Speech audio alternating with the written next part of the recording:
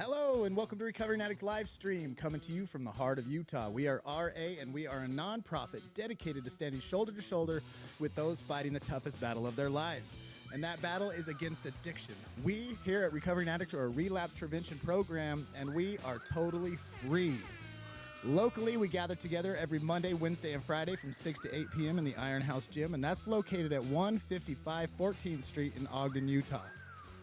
The first hour, we dedicate it to our bodies, strengthening our physical resilience as we work out together. In the last hour, we unite our minds and our spirits, sharing and supporting each other in group therapy sessions. We are a therapeutic community. And the best thing of all is we are absolutely free.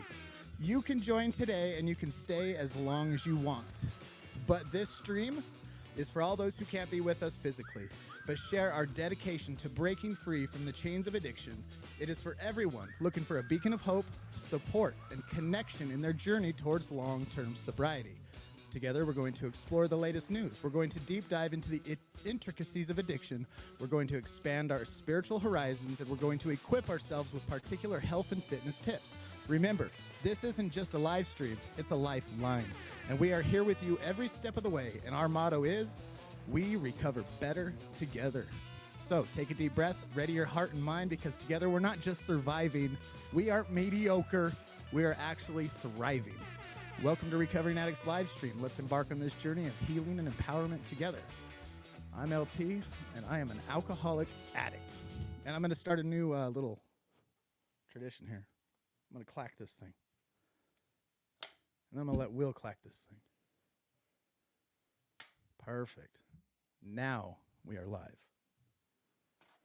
So, what gives me the ability to come on here and talk about addiction? 2 times in my life, I've hit rock bottom with drugs and alcohol in my early 20s. I was a meth addict. Went to jail for a year. Got clean because I was scared to go to prison. Had a second-degree felony, 1 to 15. Almost went to prison for 15 years. And then I got my stuff together because I was scared straight. Didn't really understand what addiction was. But then in my late 30s, I became a raging, full-blown alcoholic. My son was in an accident in 2017. Which gave me the excuse to really try to kill myself with alcohol. I was drinking fifths and gallons of whiskey per night, per weekend, until I got my stuff together. And that really gave me a huge perspective shift on life. And now here I am in my mid-40s. I'm 44 years old now, and I'm going to live this last half of my life to live a legacy. I'm going to not be mediocre. I'm going to do things that are going to blow people's minds. If not blowing people's minds, I'm going to do it because it feels good and I like it. But I have Will here today. I'm going to let him introduce himself, and then we will get on with the show. What's up, Will? How do I introduce myself? I'm an addict. I'm an alcoholic. My name's Willie. You just say whatever you want. It's an honor to be in here today. Should we call you Willie? Yeah, you call me Willie. That's usually what I go by in the recovery circles. It's like my professional name. I go by Will, and most people in the recovery community know me as Willie. I don't really know why it ended up that way. I grew up as Willie. I was Willie most of my life. At some point, I wanted to grow up and change it a little bit. Yeah. But kept Willie in the recovery circles, and most people in my professional world know me as Will. But yeah. I'm Will. Willie. I'm going to start calling you Willie then. Yeah, call me Willie. Willie J. I'm Leonard. But You are Leonard. Yeah, but everybody call it. All my friends call You have a dual personality though. You have a sidekick that's not named. Oh yeah, Leonard. that's Ted. Yeah, That's my middle name. We locked that fool up. yeah. He still comes out every once in a while. Oh, that book I was telling you about by Tim S. Grover, it goes into a thing about your dark side. Yeah. And how to use your dark side for positive and not let it be like, Tiger Woods having an affair on his wife and all that kind of stuff. Because that's our Right. dark side, because we're entrepreneurs, we're successful, we can conquer anything. And so we try to conquer everything, and then we get caught. Yeah. But instead of using it in that way, we can use that dark side. Ted. And Tim Grover was good. Yeah. Oh, did he talk about that? Yeah, he touched on the dark side, yeah, and embracing the thing that he talked about the most is pour your heart out. Pour your entire heart out. Yeah. Why, if you're going to do anything, why do it half-assed? Give it all away. Yeah. Put as much as you can into it. Are you tired of being mediocre? I'm not saying you are mediocre, but did you have this point in your life? We'll get through your whole story. We're going to talk about how your hometown was Evanston and all that stuff, but Yeah. being mediocre has been on my mind a lot lately. And I see, and like once you cross this line of not being mediocre anymore, physically, mentally, spiritually, It's tough to be around mediocre people. It's lonely. It's lonely. Yeah. Yeah. It gets really lonely to find other people that are willing to connect on a deeper level Yeah. and push themselves to places that are uncomfortable and grow. Not And quit when it's hard. yeah. And I small talk is really hard for me. Yeah. You know, going into a situation where I gotta possibly get to know people, because I like to have purpose-driven life, right? And so when we go into something, what I like about this is that we have a reason to be here, Mm. and we have a reason to talk, and we have kind of a topic to get around, which I dare say is like overcoming. Mm-hmm. Right? And if that's something that we're going to talk about, that's something that I have a pretty good passion for, and I'm able to speak on that. Yeah. Right. I'm the same as you. Small talk. Yeah. I have a tough time with. It's like, hi, how you doing? How's Yeah. the kids? You know, they're great. What are we really talking about? And I love talking about them, because one of the things with my family, we've done such unconventional stuff that, especially in the modern world where, with our kids, they've never been in public school, which was a huge need for me in my life. They've never eaten fast food. My oldest Really? is 10. I think you told me that. We've never went through the drive-through. And so not only has my oldest been in America for 10 years, he's been alive for 10 years, and he's never had fast food. They've never had soda. Wow. We limit their screen time. They're all mandatory to be in jiu-jitsu until they're out of high school or out of my house. And then, they get to play around and stuff. Outside of that, they can kind of pick their other extracurricular stuff, whether it's gymnastics or dance or something like that. But, all those things are really unconventional. Even just limiting screen time, most people don't do. Right. They just don't do it. Mm-hmm. And the crazy thing is that I dare say, and I know that this is true for me, every time a parent drives their kid through a drive-through, there's a little fucking tug on their heart that says, I shouldn't be doing this. But then insert, excuse, whatever, timeline, we're traveling, can't afford something else. Yeah. I think most people know that there's no benefit in giving their kid a soda, but they'll do it anyway. Yeah. Or juice or whatever. We all know the insane amount of sugar that's in fucking everything. And Yep. now we're starting to find out all these emotional problems, the increase in ADD, like all that is so connected to our food, and people are continuing to give it to their kids anyway. And so, when we bring up this subject to kids, like, I can speak on that because that is an elevated space for me. Yeah. My mantra, and I have this written on mirrors in my house, is if my child used this excuse, would it be okay? Ooh. Right. And I think about how much I push my children to do the right thing. I need to be just as vigilant in myself Yeah. with that. 100%. That is my motto. If my children use this excuse, would it be okay? Or your employee. Or yeah. Insert. So before we get all down in the woods on kids and raising stuff, let's go back to your hometown in Evanston. Yeah. So what was it like growing up there? And is anything that stands out memory-wise, like anything bad happening? Anything good happening? I mean now, yeah. Like I grew up in old-time America, Generation X, right? Oh, yeah. And so The best generation. there was no cell phones. And I didn't know I was going to appreciate that. Yeah. Ever. Yep. Right? Like no cell phones. What year were you born? I was born in 78. Okay. And so a good portion of my youth was between 85 and 2000. Yeah, me too. Right? Like and so gangster rap, Yep. All the cool stuff. yeah. Faces of Death. Faces of Death. Yeah. You can't unsee that shit. Nope. And so Seared. if fucking, and I tell my son that, and that's what I'm thinking about. When I talk to Isaac about, there's some shit you can't unsee. Yeah. And so that's why I protect you from what as best I can from what you're seeing, because once you see it, you can't unsee it. And, that's some of the stuff that I can't unsee. And I don't know that I'd be any different now, but the fucking there's trauma attached to that fucking show, dude. Oh yeah, it's seared in my mind. I remember the first time I seen Faces of Death. I was in Michigan, and we were smoking weed and all that stuff. We got stoned, and we like to get stoned and watch stuff that tripped us out or whatever. Yeah. Like, oh, Faces of Death, this will be trippy. Yeah. Got ripped, put it in, and the first thing is that one guy that comes up on stage, gives his like testimony or whatever, and then shoots himself in the head and falls back. Like we just started screaming. I was like, "What did I just see?" Yeah, you saw that. Seared. Like, Yeah, now people it's seared in their imagination. Thanks a lot. Yeah. you just seared that into the minds of a bunch of people's imagination. Sorry, Yeah, everybody. and you know that's the authority that we hold, right? Desensitization too. Like you know, as you know, I relapsed not too long ago. I had 11 years, and I fell back in due to pain medication. Oh. And or did you know that? I remember you talking about relapsing, but you never said that you did pain. You were talking about sugar when I ran into you. Okay. I don't think you fully admitted to what your relapse was to me at that point. Yeah. Okay. But I hadn't really talked to you much. Well, and the reason that you I went dark for a minute. way dark. Yeah.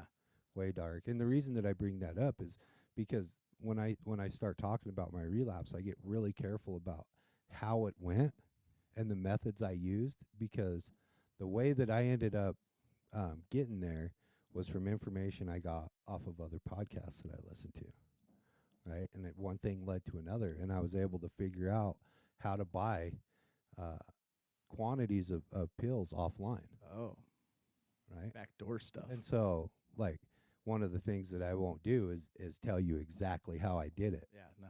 We don't Right. want that out there. No, because it's the same thing, right? Like we have a spot here where we're able to give information, and the addict mind is looking for two things all the time: how to survive and how to die, right? Like Yeah. I have a disease, and I'll use this statement that I got from my good friend Cameron. You know, I have a disease that wants me dead, but it'll settle for drunk. Yeah. Right? It'll settle for me being miserable for the rest of my life. Oh, yeah. My disease will settle for that. And so I remember, you know, gathering information as you know, I started going into my relapse. I started gathering information on how to successfully maintain that relapse while in my new way of life, right? Because now I'm a business owner, I'm a father, you know, I have a recovery-based podcast. I have all these things that equal manageability. Mm-hmm. And so obviously I can't go back to cooking meth, Yeah. right? Yeah. I can't risk, But you got to stay high. but I got to stay high. I got to still feed the beast. Yep. And so So before you even went down that road, like what was leading you there? Like what did you did you stop doing? you want to go there? Yeah. We got off topic of my hometown. Do you want That's okay. you want to go here? Because We might as well. I mean, my hometown was what it was. But yeah, so you know, well, let's back up a little bit further than that. So you previously came out of an addiction, yeah, I got sober in 2011. 2011. You know, and but then, the thing is, they were trying to get me sober my whole life, right. right? Before I was even a full-on officially an addict, they brought Dare into the school, right? Like my dad and my sister went into treatment. They went into the same treatment at the same time. Whoa. When I was 10. My dad and my sister were in. Like, how fucked was that? Yeah. Which is super unconventional. But so alcoholism and drug addiction were around me my whole life. And so there was always some form, either somebody in my life that was in trouble from it and needing to get cleaned up, even as a young kid, right? Like at a very young age, they were trying to get, you know, either my friends' parents sober or my neighbors were trying to get sober, you know, while we're still like learning how to steal beers and all that shit, you know. So recovery was always somewhere in my life, right? And I used to, it's been a while since I thought about it or talked about it, but do you remember where you were when you first heard alcoholism or alcoholic? Yeah. Real quick, and I'll answer that question. Adam Owen says, "Heads in the house." If you want to look at the screen, you know Adam Owens. But what up, Adam? Thanks for being here. And then Pam says, "We are grateful to be 67 days away from leveling up to 70 years of life and alive with our clean and recovery." Good job, 72513. Nice. Good job, Pam. We're proud of you. Thank you for being here and commenting. Adam. Hi, Adam. Adam's a good friend of mine. Oh, cool. I won't Thanks break for his being here. anonymity. He said, "Let's go, Willie." So alcoholism. It's funny because when I grew up, my uncle. So my dad quit drinking when I was born, I suppose. But now he's an addict today. But my uncles and my grandpa were full-blown alcoholics. So my dad would have us pray at night. We were going to a Seventh-day Adventist church, and we always pray. And that's what I remember most about any of the prayers that we ever had was help Uncle Chuck and Uncle Tim to quit drinking. Help them to quit drinking because they're alcoholics. Did it work? Did they ever quit? One is quit now, and one still drinks. Nice. Cool. 40 years later, whatever, 38 years later, prayers, which is crazy. But so alcoholism's deep in my family, and I've been in the same boat. This chunk's in alcoholics, and this chunk wants them to quit drinking it, but then there's just chaos and fight, and nothing's. Yeah. So like the recovery and alcoholism's always been there. Yeah. It seems like, right? Yep. And so it's probably a Gen X lifestyle. Yeah. I don't. Well, it's in from being in the from our podcast. We in the amount of people we've talked to, it's in every culture, right? Like you talk to a firefighter and they're like, "Oh, this is firefighter culture." Or you talk to a military guy, it's like it's in the culture there. You talk to a lawyer, you're like, "That's all lawyers do is drink." And you talk to, Italians, they're like, "All we do is drink." We're from Europe, all we do is drink. Yeah. And so Europeans, or even the Germans and stuff. It's in every culture. You find out. I grew up in a trailer park, and that's what you do in a trailer park is you drink. Right. Yeah. And I grew up in a trailer park. So, but that's awesome. And so I was kind of always in and out.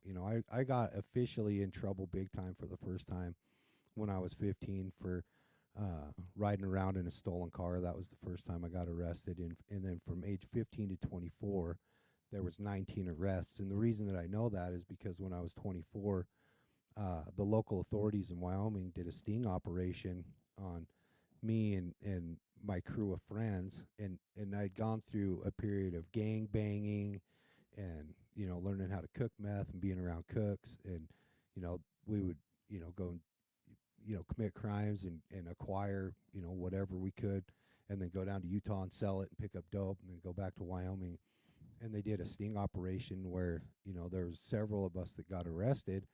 And within about 2 weeks, there was 3 of us left in jail. And so that was pretty obvious what the street code had brought us, right? And for whatever reason, out of those 19 arrests, most of them were for like probation violation, failure to appear. It was arrested 3 or 4 or 5 times on the same crime, right? And so it wasn't like there was a whole bunch of different crimes. And thank God I didn't get arrested with the most amount of dope I ever had, because I would not be out of jail. But and how old are you at this time? When I was 24 when I got arrested for that sting operation, and they put me in treatment, and that's when my serious recovery journey started. Clicked because I went into this inpatient treatment center, and that's when they started taking us to meetings. We'd go to meetings, and then meetings would come in, and I started hearing people tell my story from a different point of view, from a different perspective. And I was listening to people talk about the stuff that I lied about. And they were being honest about the things that I was hiding, right? Like stealing money from my mom, and, getting in fights with the people that they love, or, having affairs, and even being shysty to the people that you love the most. Like, like none of my friends were safe from me. Like my disease had, by that time, I was a daily meth user by age 16, and it didn't slow down by the time I was 24. It just picked up. Wow. And so as that progressed, obviously feeding the beast got more expensive and harder to do, and I ran into more dangerous people, and I had kind of, I'd gained a reputation for being tough, even though I look back at it now, and really what I was lucky. I was lucky I never met anybody that really knew how to fight. Because I didn't. You down? Yeah. Like if I ever met anybody with skills, but real quick, I want to say, hold that thought, to everybody that's watching. Will, go ahead and put it on me real quick so I can just tell. Okay. So Will, he's talking about his first recovery, and then he was 11 years sober, right? Not after that time. I did 3 years and then relapsed for another 6. Okay, so then his 6. second long-term chunk of sobriety was 11 years. And Yeah. then just recently he's had a relapse. And this is his first time, so he has a podcast and all that kind of stuff, but everybody that's watching, this is his first time like coming out and talking openly about where he was this last year. Yeah. 2 years, right? Yeah. So go ahead. So It was pretty dark, you know. But yeah, so I went into treatment, got 3 years clean, learned the lingo, yep. right? Yep. Learned what the AA Big Book was and the NA Basic Text and what conventions were and how to tiptoe around a fourth step and Bullshit. not turn my will and my life over. I think there was a genuine try there, but that deep needed psychic change hadn't happened. Mm-hmm. Right, I wasn't ready to really give it up yet. And then I met my first wife in Narcotics Anonymous, and you know, the two sickest people in the room got. That's a great place to pick up chicks. Right, and it was a disaster, you know, to say the least, because we were together for 6 years, and when we finally ended that thing violently, I went back to my hometown, and I hadn't used meth from the time I was 24 until I was like 32. Right. And so I was using doctors, and I was drinking here and there, smoking a little weed. It was mostly opiates. But when I went back to my hometown at 32 years old, I went back with full intention of jumping back in the meth pipe, and that's what I did. And I used successfully on that run for almost a year. And that's where I was also introduced to heroin. I'd never done heroin until I went back home after that, leaving my ex-wife. And you know, in fact, that's also when I got with my wife. Like we had gotten together in a tornado disaster of relapse. She had just recently relapsed from being on drug court. She went and got her nursing license. She had her own place. She was doing good. And I came into her life, and we'd known each other for a really long time. But she had recently relapsed, and I had recently jumped back in the meth pipe. And we used for, several months before ending up in jail down here in Utah for, it was strong arm robbery, and then I left some heroin in the cop car.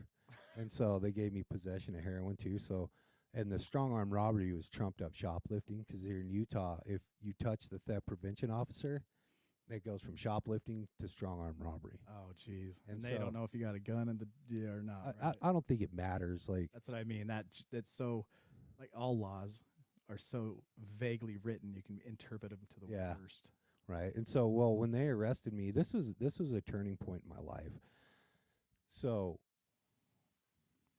this was a big deal for me, because I'd wanted to get sober, right? Mm-hmm. You know, I don't know when I prayed to get sober, from the time I got back to my hometown to the time I got arrested, but I had given my most sincere prayer probably in my whole life. This is your mid-30s, right? Yeah, I was 33 years old. Okay. And I prayed to get sober because we had come down to Utah, and we had dope, right? But I could feel the sickness in the car. Like, you get to a point in your disease after wanting to be sober and not be sober, and just going through the fucking motions of the game, and you're looking at the people that you care about, and they're in the fucking disease, and they're dying and living a lower version of themselves, and you're hanging out, and you're fucking backstabbing the people that you love. And you know, I was I was fucking robbing my parents, and my sister had called the cops on me, and you know, like, it was just shit. My life was shit, and it's not where I wanted to be. You know, I'd put real effort into my first marriage, and I didn't get married to her to get divorced, right? And I did love her. I just didn't know how. Yeah. I didn't know how to love somebody like that, and she didn't either. And I had prayed, and I kind of remember it, you know, just fuck, man, I just need some help.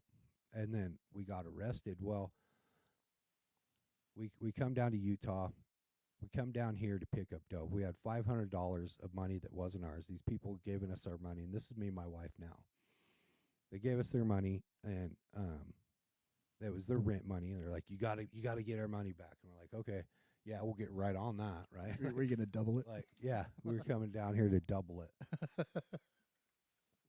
And my buddy, which pretty fucking cool story, the guy that I'd given the money to, took the money, he took off, and we didn't see him again. Well, he ended up stabbing somebody that night where he went to go get the dope. The deal went bad, and he fucking stabbed a guy. He ended up going to prison for that. Oh, jeez. Okay.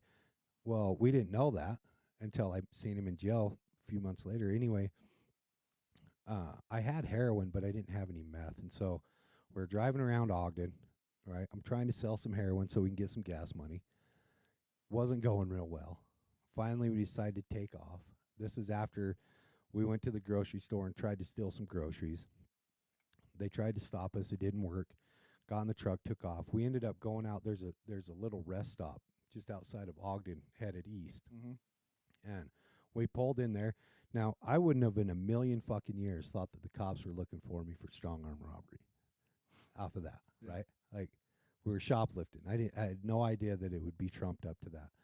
Well, we pull in there and back up and fall asleep. I couldn't stay awake, so we fall asleep. And the next morning, I get woke up with a gun in my face. There's a cop fucking knocks on my window, and he's got his gun on me, and he's yelling at me. He's like, fucking open your fucking eyes, right?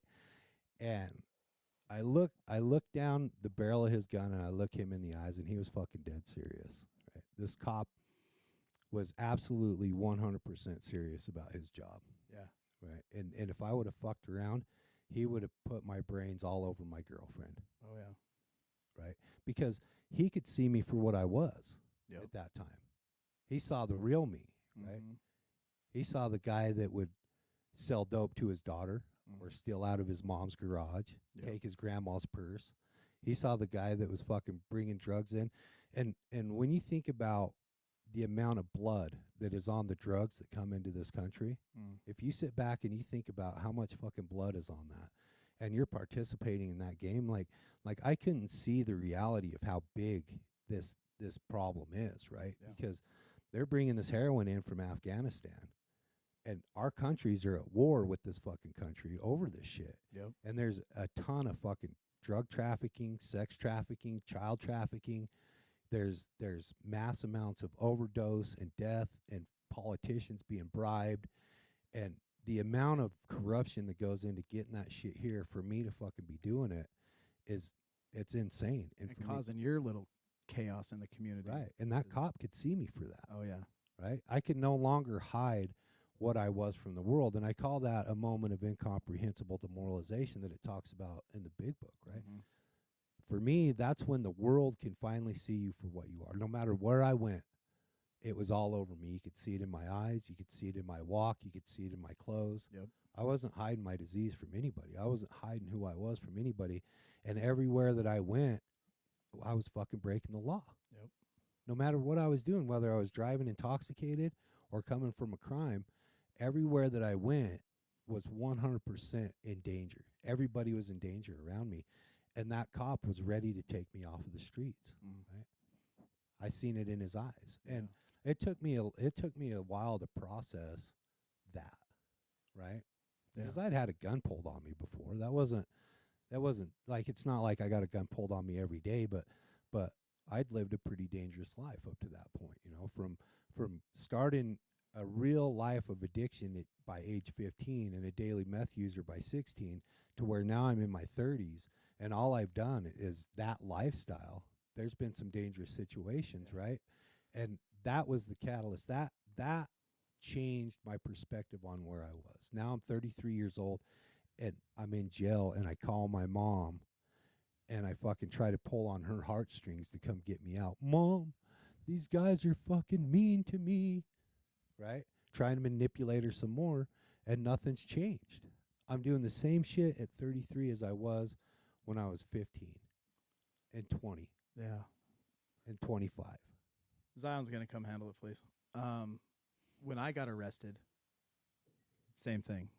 I was backing out of a driveway, had dope in my pocket, and I had committed a burglary and didn't realize that the cops were all looking for me. And then the dude I was with snitched and told them where I was, and so they all surround this place in a trailer park. and he's kind of trying to warn me, like, dude, you need to go, you need to go, you need to go.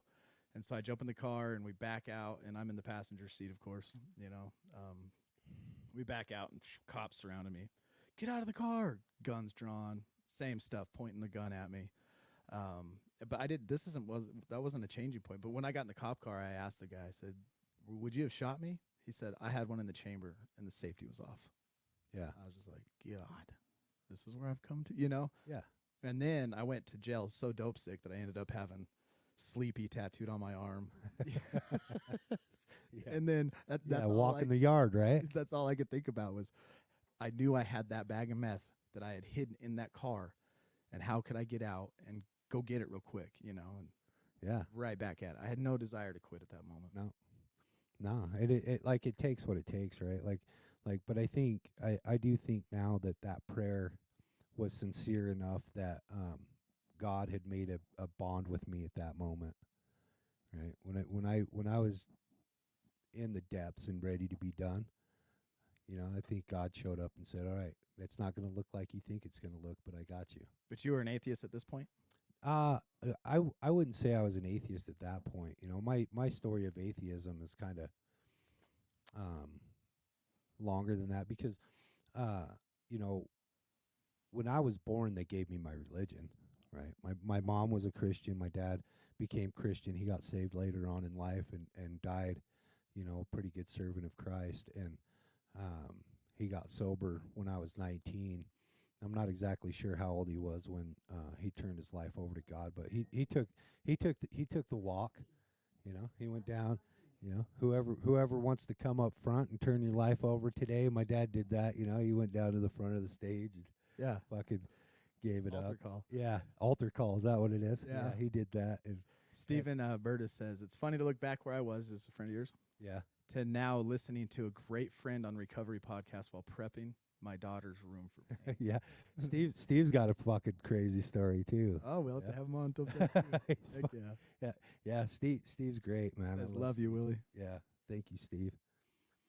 And but yeah, I they gave me that religion. They gave me a lot of things that I didn't ask for, and religion was one of them, right? And so I tried to get sober on my parents' God for a long time. Didn't work. That one. It's just shut off. Okay, so you're back in Utah in your 30s. I'm in Utah. You're in for jail. the first time. You run into your dealer that robbed you of somebody's rent money. Well, this guy was really one of my long-term friends. Like, we'd known each other that whole time. When we got arrested at 24, he was one of the 3 left in jail. Oh wow! Like at that time, Yeah. right. And so, and the really cool thing is now he's my foreman. Really? Yeah.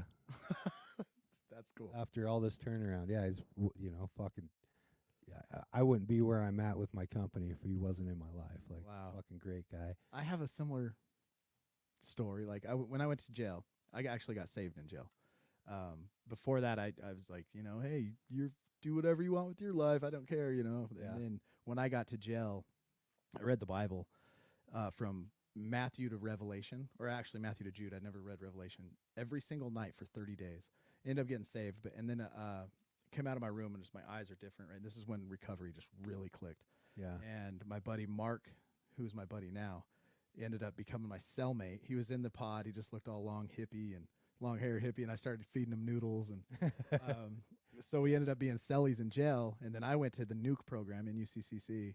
And then, like 2 weeks later, I go to work and I come back, and he's my cellie in there again. Yeah. So for another 4 months, and then we're still to this day like best friends. Yeah. That's a trip. And we work together, stucco, fast food, like Yeah. everything. Yeah, it's a great bond, right? Huge. Like fucking great bond, man. And while I was in jail, at some point I decided to get sober, and I knew that the answer laid within a fellowship, right? Yeah. Because I'd been around enough. Like, I knew for me that something was going to happen. Well, I did 5 months. Averie ended up doing 7 because she didn't get her clean time, and we weren't supposed to hang out. But I got out, and my parents moved a camper down, and I lived in this camper for a little while. Well, the night that I got out of jail, my mom and dad came down. They gave me a motel room and some money, and then went back to Wyoming. And because while I was in jail, I walked the yard, and I fucking did my part as, I played the role or whatever. Now I wanted to get sober, but I didn't know how, and I had gotten some phone numbers. Well, one of them was from a cellie, and he was a cool little fucker. They called him a meathead mobster. Okay, he's one of these Ogden Thresse. He was a knucklehead. Okay, Yeah. he was one of the PG gangsters, but he was cool as fuck.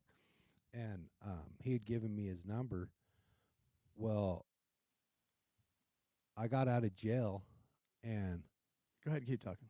I got out of jail, Hit- and hit okay. when my mom gave me that money and then left, I was left by myself in a hotel room Mm-hmm. with some money in my disease.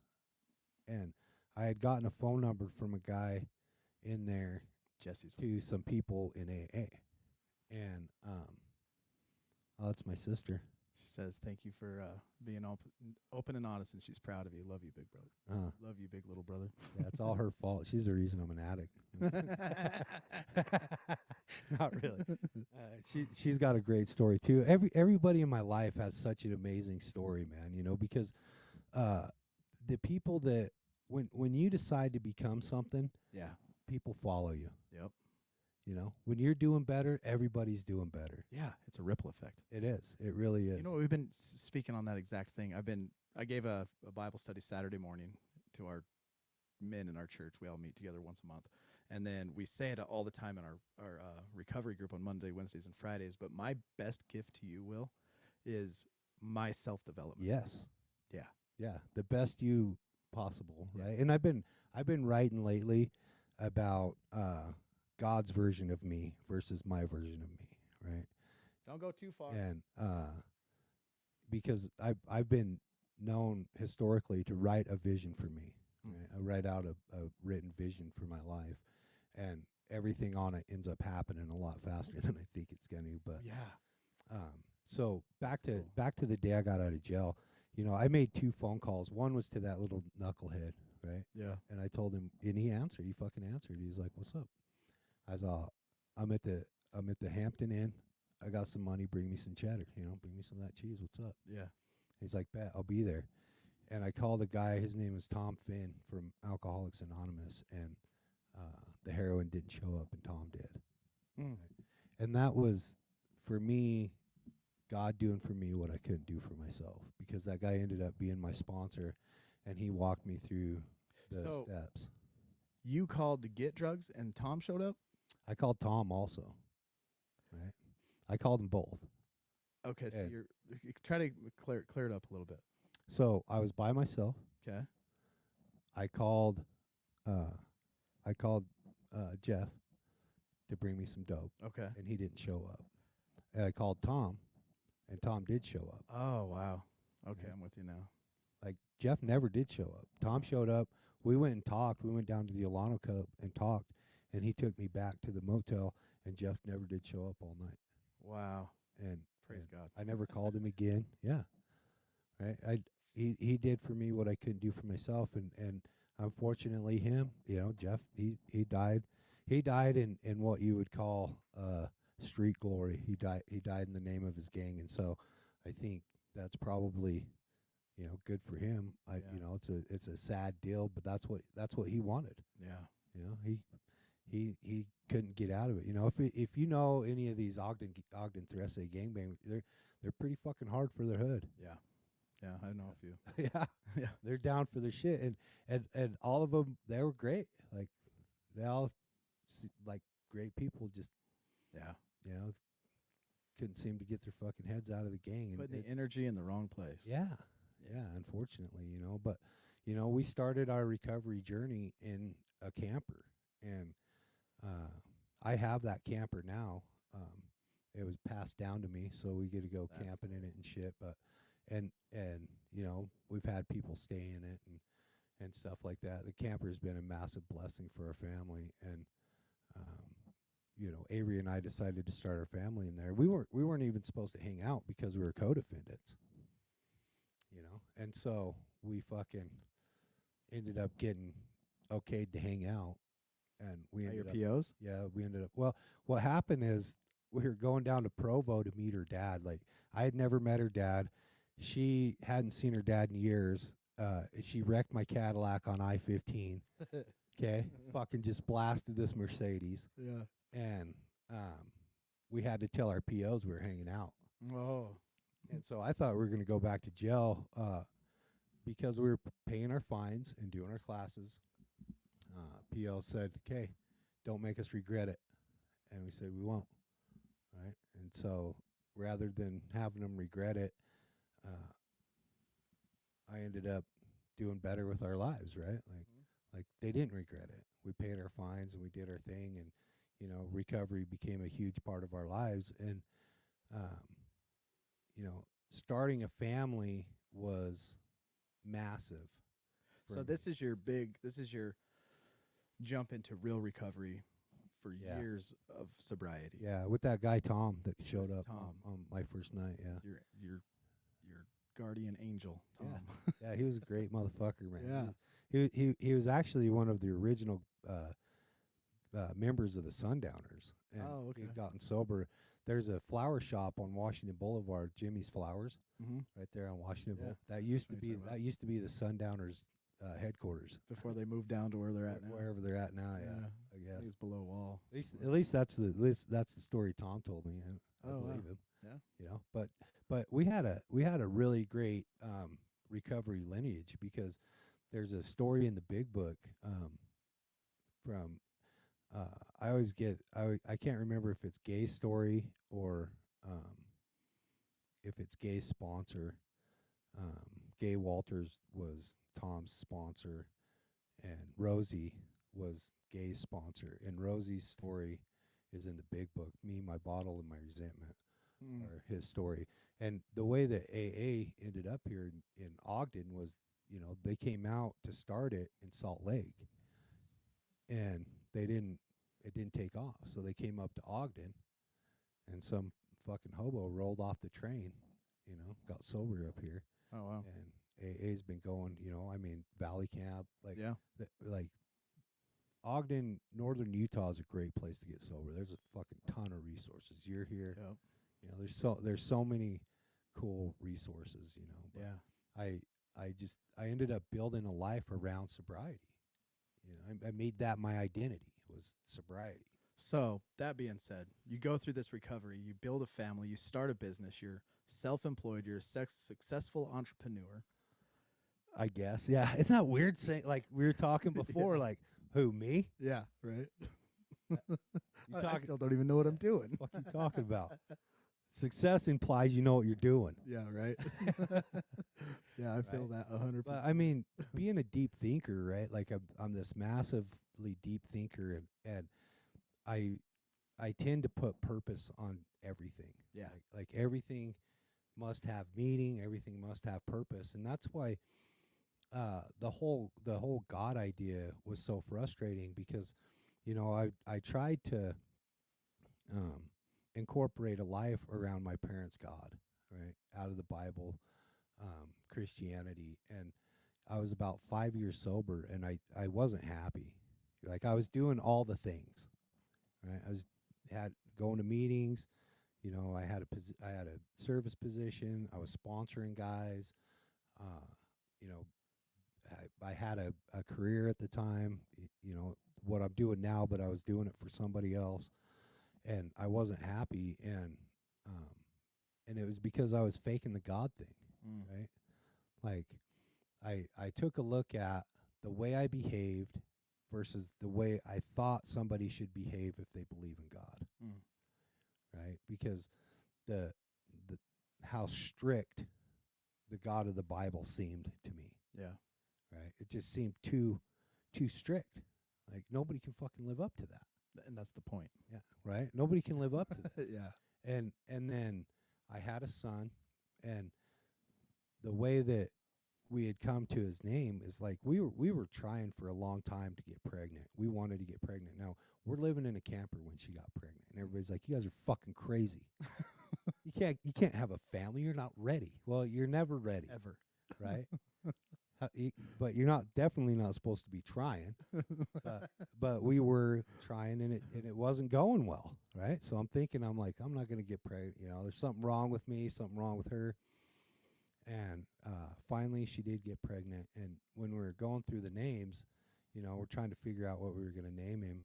And we came across Isaac. And, the cool thing about the name Isaac is I thought about, I know the Bible, right? Like, I studied the Bible for 30 years. And so I know the Bible and the story of Abraham and Isaac. And, Sarah didn't think she was going to get pregnant. Like, nobody did, right? And then an angel came and said, yeah, you're going to get pregnant. She laughed at him. She's like, you're fucking crazy. I'm way too old. Yep. Right? And it happened. And Isaac means to laugh, or he'll bring laughter. That's what the name Isaac means. And when we said that, like, we knew that was his name, but also, like, I thought about God coming and telling me to sacrifice my son, and I was like, if God told me to sacrifice, I'd tell God to go fuck himself. Like, it's not Right. It ain't for me. Yeah. And I couldn't wrap my head around that kind of demand, right? Like, there was just so many problems with it. And so I wasn't very happy in sobriety, and I think I was headed for a relapse. I'd done step work, And how far in? I was like around 5 years sober. So you think it took 5 years before your relapse happened? That you were going downhill for 5 years and trying to? No, I didn't relapse till I was 11 years. That's what I mean. But you said you were heading towards a relapse. Yeah, I was headed for a relapse at the time, but I decided to go. I decided to go up and spend some time up in the mountains by myself. I was listening to a lot of Alan Watts at the time, and he had said, if you want to get to know yourself well, go spend some time alone. Yeah. Right? And I'd never really been alone. I'd been by myself. I'd been in jail. I'd been at home, nobody there. But I'd never really been alone. Not many people have, right? Especially nowadays. And so I took a backpack trip up into the mountains by myself, and it was like a fucking 8-hour pack. I started in the high Uintas, and you start at Christmas Meadows Trailhead and camp, and you walk 7.5 or 8 hours up into the mountains to a lake called Lake Kermasu, and it's a glacier runoff mountain, way the fuck up in the mountains, man. And I went up there by myself and set up camp, and I had taken the time to just really think about what I was doing up there, and one of the things that happened to me as I was walking up there, I had this overwhelming sense of my grandfather being with me. Oh, wow.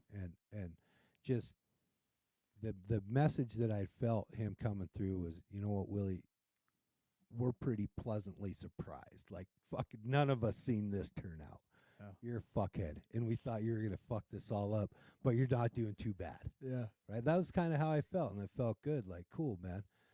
Because my grandpa, my granddad, he was a cowboy, and he was a legit cowboy. He's fucking tough. Big fucking, plaid shirt wearing, horse riding motherfucker, Yeah. Lots of leather and smoke, Yeah. And he was tough, and to have his respect felt pretty good. But I was sitting there the second day, and there was this cave way the fuck up in the mountains, and I was like, I'm gonna go sit up there and meditate, right? And I went around the lake, and I was walking up, and as I was walking up, it was like strangely quiet. Like, you're so high up that, like, there's not even much wildlife. It's just kind of the trees. There's not really any flowers. There's still, this was in like July or August, and there was still snow up there. And what I started thinking about was how if I fell over dead, this forest wouldn't give a fuck about me. Oh, no. It would do its thing. You keep giving the thing. Willie, you keep giving them thumbs ups. You're like this, and it's like, I Every time your thumb wiggles, it gives you a thumbs up bubble. Oh, well, it should. I love it. It's I love fire. it. Perfect part of the story. It's the best.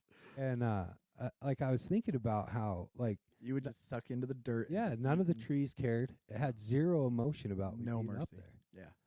right? And Yeah. it dawned on me how dependent I am on the opinions of other people for my identity, Mm. right? Because up there, I wasn't nothing. I'm not a father. I'm not Mm-mm. a brother. I'm not, I would fall over dead. The forest would do its thing and keep on rolling. Yep. And so I got up there and I meditated in that cliff. Nothing really big happened. But what I did was I took out a piece of paper and I wrote down every single labeled name that I had for myself, every single word that I had to identify myself. So anything I'd ever called myself, negative, stupid, fat, lazy, talented, father, son, boss, American. I mean, every single name that I could think of that I've ever been called or anything that I ever used to identify myself, I put on that piece of paper, and it filled up 2 sides of a paper. Wow.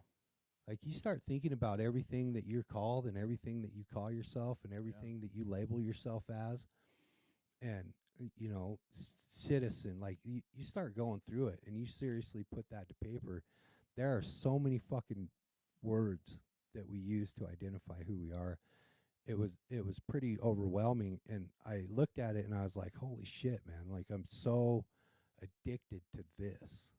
Like, I need this to know who I am. Like, and I'm all these things, but I'm not any of these.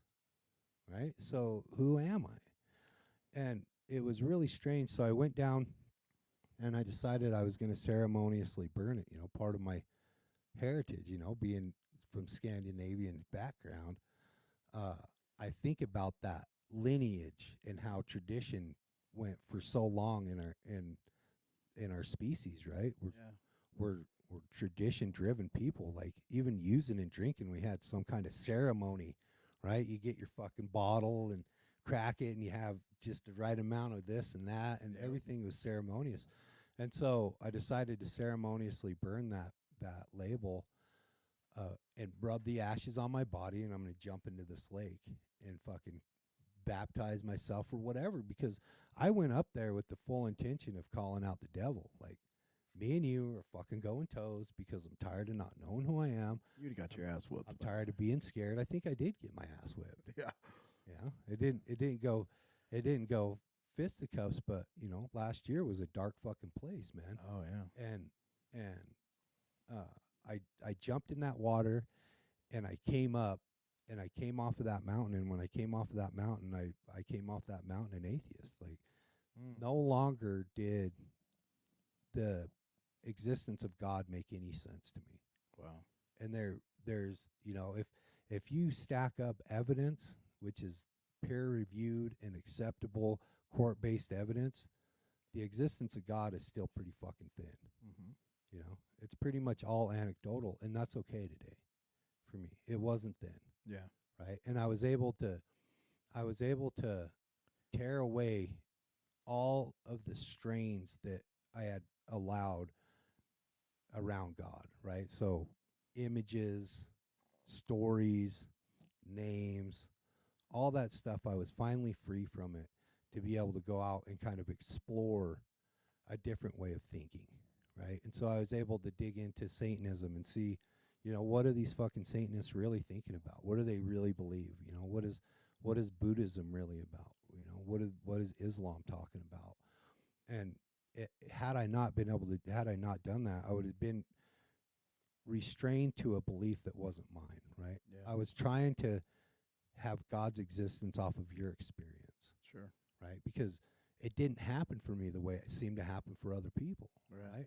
People would pray and get relief, and that didn't happen for me, right? Like, I wanted your experience, and I wanted God to look a certain way that was acceptable for me, right? And I was going to be okay with God's plan for me as long as he ran the fucking papers over and I could approve them.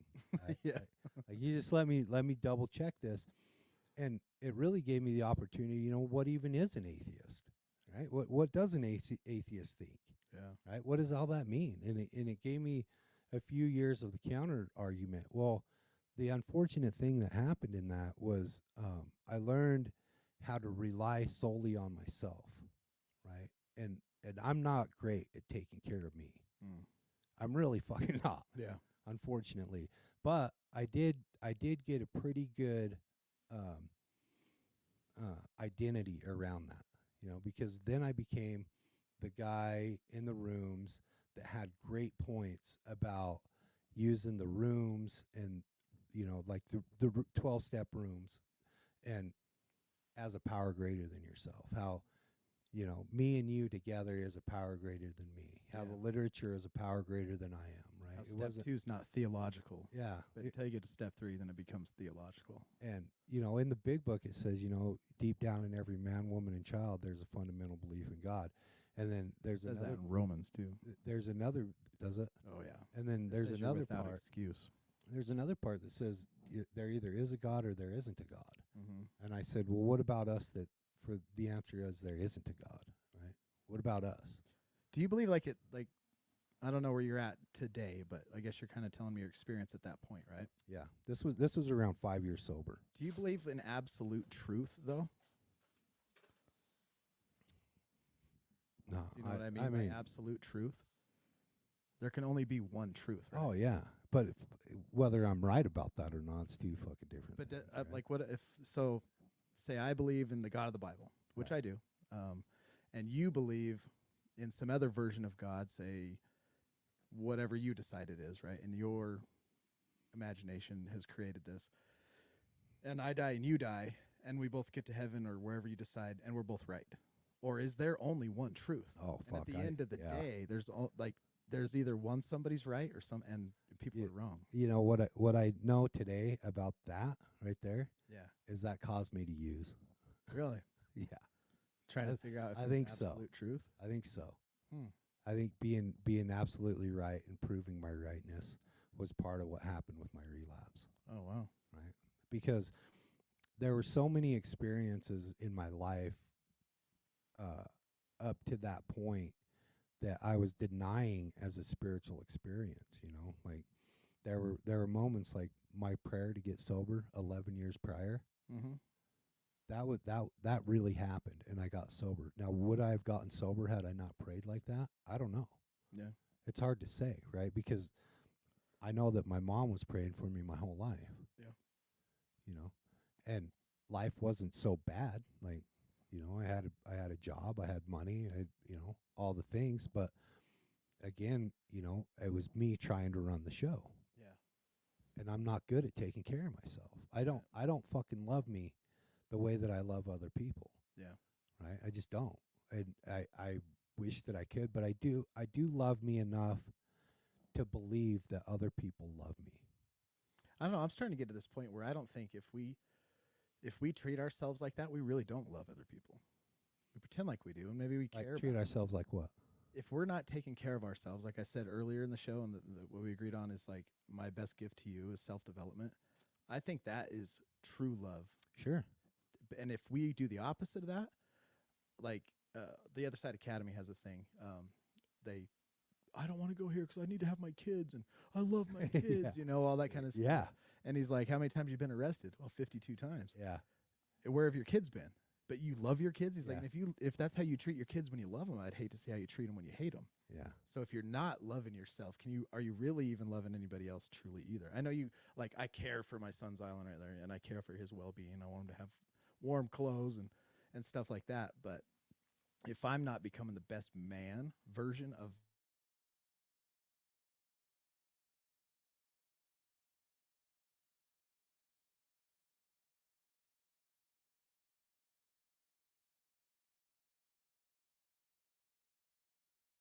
Going through here's the thing, and I've shared this with Cameron and other people. My belief in God, my lack of belief in God were both very sincere. Right? There was never any show. hold on. Keep talking. I'm listening. There was never any show behind that. Like it was sincere and 100% real. And so when I talk about being an atheist, it wasn't to build my ego up, but that's what ended up happening. right? I ended up like building some type of ego around that, because that's what happens when we dive into self, Yeah. you know. And I think it's hard for me to not be 100% into self without something more powerful than me to rely on, right? And that's something that I'm just now starting to learn. But you know, I look at everything that I've ever asked for has come true, and I got to ask, like, how much of that was really me and how much of that was something outside of myself, right? And so, like, I wanted to have my own experience with God. And you know, there's throughout my life, there's really only been three things that I ever wanted. Was, you know, I wanted to know the truth about me, Mm-hmm. I wanted to know the truth about life, and I wanted to know the truth about God, right? And so I look at the faith that other people have, and I have to believe that they believe what they say they believe. Mm-hmm. And in my atheism, that was something that was really hard for me to do, right? It was hard for me to believe that you really believed in God, because, like I said, it was too strict, right? Well, that's a version of God that I have based in biases Yeah. against other people's best intentions, right? Because, you know, I can't think that I have the power to fucking drown the whole world and that end up being a good thing, right? Well, today I don't have to try to figure out and justify what God was thinking behind that, right? Or whether it happened or didn't happen or any of that. What happened with me is I was living a life without a power greater than myself.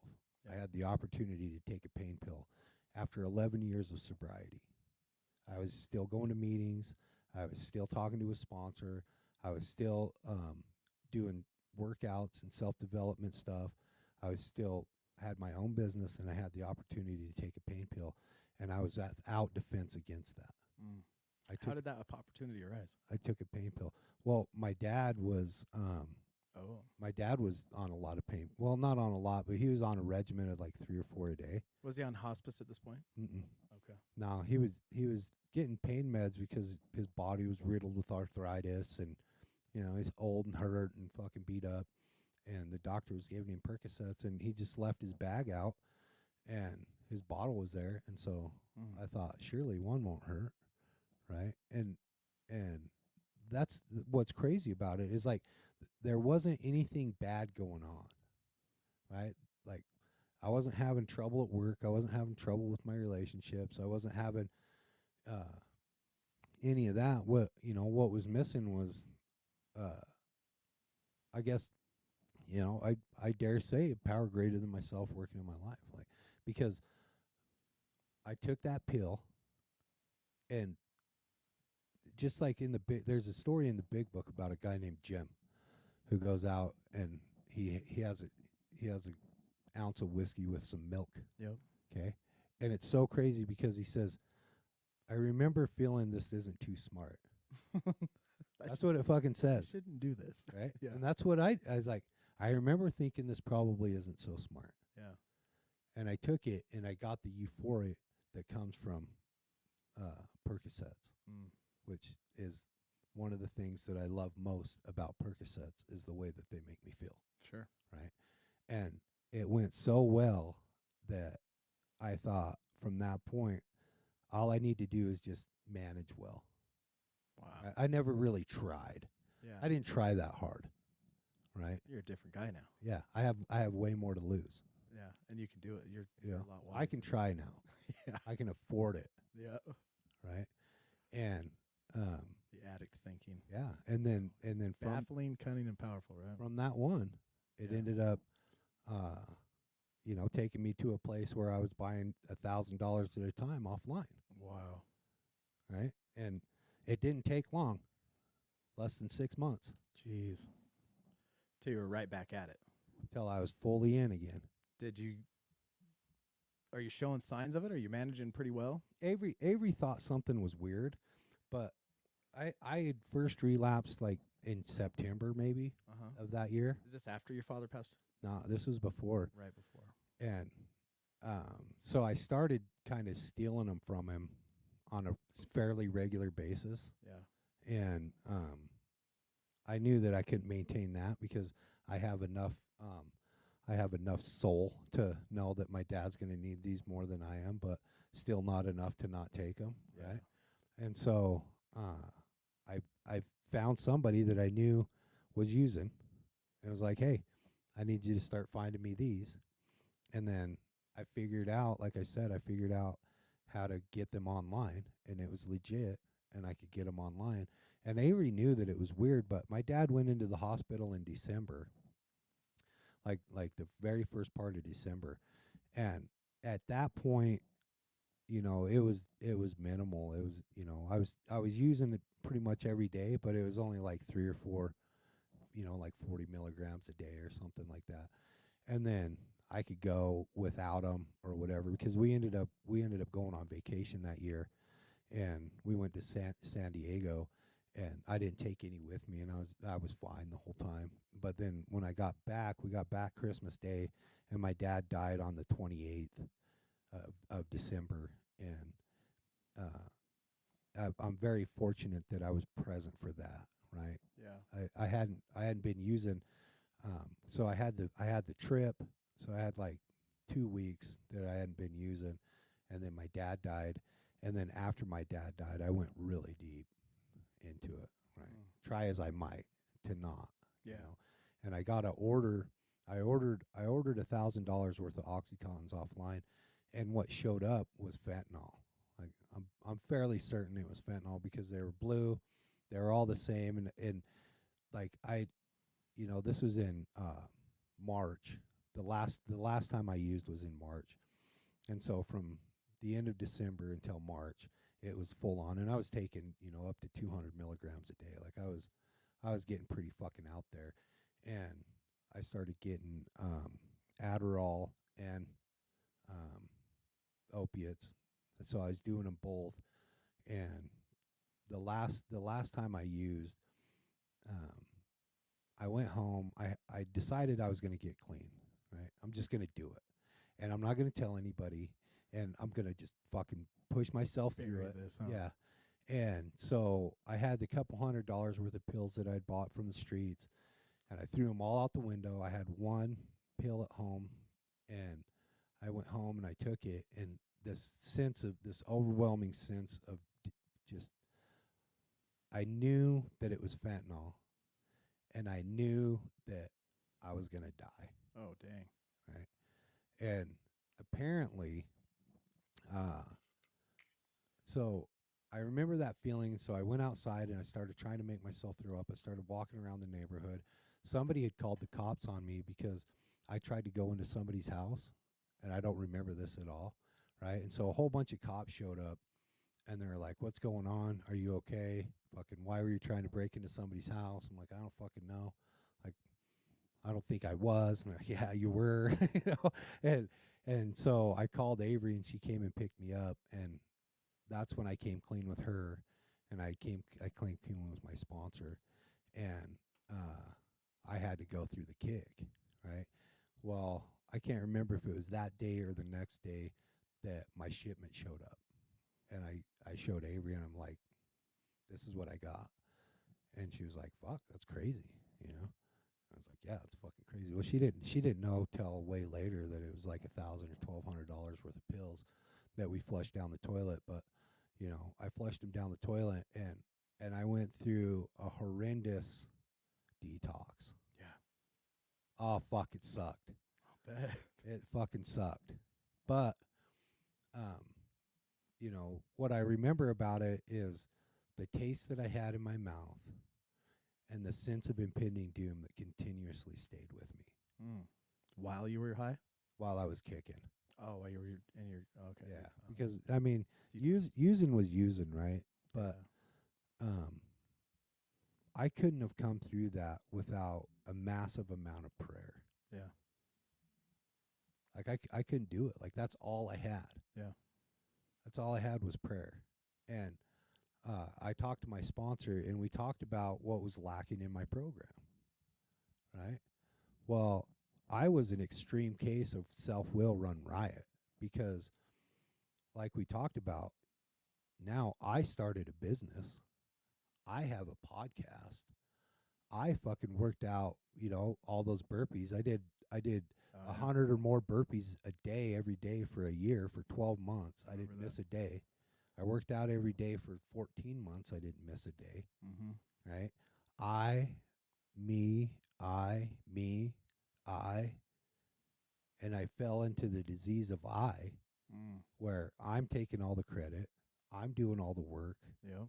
I'm doing all this stuff.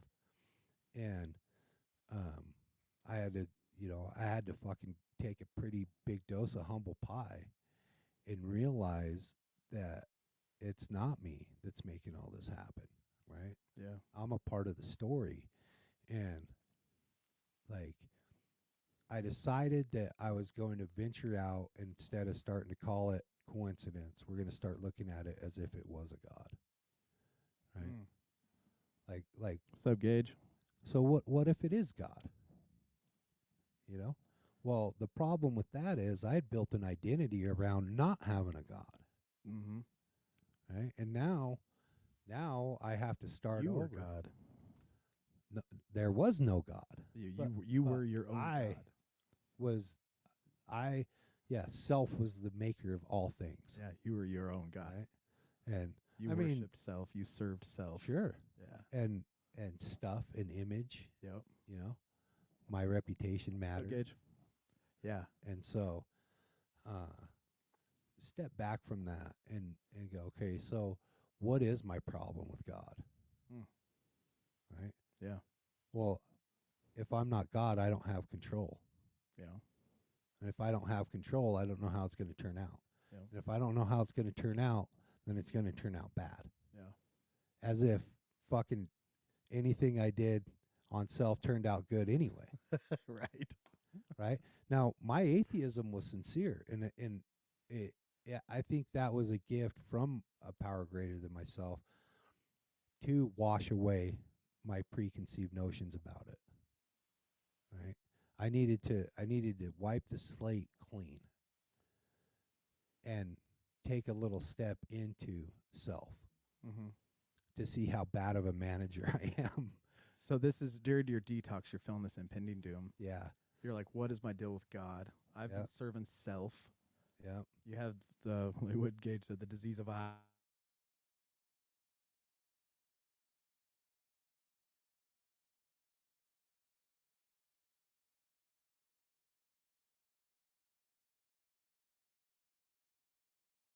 Uh I don't know. I feel weird saying it on your podcast that I went to a different dimension, but that's what I've told everybody else. So I might as well keep that story going. Yeah. I went to a different dimension in my detox because there was a lot of pain. Right? My dad just died. I had just given up 11 years of sobriety. Everything that I had built myself around Turn the camera back on. was everything that I had built myself around was deteriorating, right? And it opened me up to the fourth dimension or whatever the fuck you want to call it, because I went to a place where everything was the exact same. Okay, Averie was there, my job was there, the kids were there. Everything was the same as it is now, and we were driving, and the sun went out. The sun just went out, and in that place where the sun went out, I felt the fear of every living creature on the planet. Mm. Right? Because everything is dependent upon the sun. Mm-hmm. All the plants, all the animals, all the people simultaneously went into a state of panic. And I was there. And I felt powerlessness at a level that is undescribable. Right? And that was a gift for me to understand that I don't know shit. I think I fucking know something about something, and I don't know shit. Yeah. I'm fortunate to be sitting here and getting to play the game. Yeah. Right. And that's an experience that I want to continue to take with me, because understanding powerlessness at that level, there's nothing that anybody can fucking do. We're all done. Oh yeah. There's no technology. There's no pill. There's no Nothing. nothing. The sun went out, and we're all fucked. We get knocked. Yeah. When Okay. you look at the huge scale of things, Yeah. we are like lot. It's funny that we're so arrogant that we think we are powerful. You know what I mean? Yeah. In the big scheme of things, when you go down that rabbit Yeah. hole of how tiny this little universe is, and it's this perfectly exact distance from the sun and in between the moon and in between all the other solar systems to keep it at this perfect temperature of life for us little wretched, arrogant human beings that said, "Look at me." And we're dependent on it, Yeah. right? Oh yeah, absolutely. Last year was a dark year. It was a long winter.